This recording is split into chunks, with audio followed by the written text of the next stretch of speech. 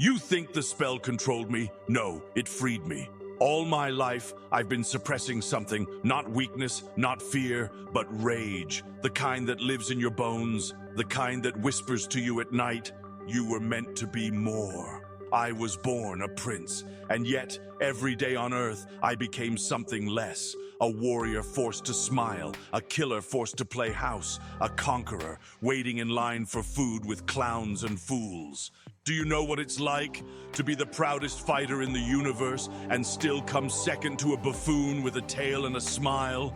Kakarot didn't train harder, he wasn't smarter, but he had something I lost a long time ago: freedom. So when Babidi offered me that power, that control, he thought he was manipulating me, but he had no idea. I wanted to be Majin Vegeta. I chose to unlock the part of myself I'd buried for too long, the part that never asked for permission, the part that burned planets without blinking, the part that didn't care about family, friends, or Earth. Only pride, only power, only war.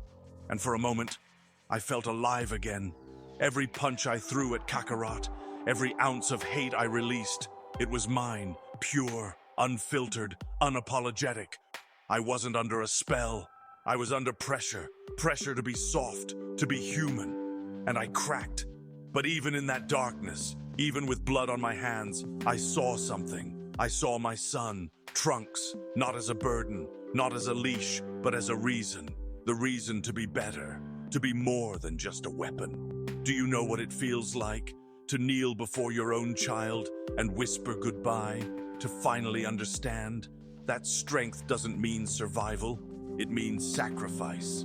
That day, I died, but not just in the blast.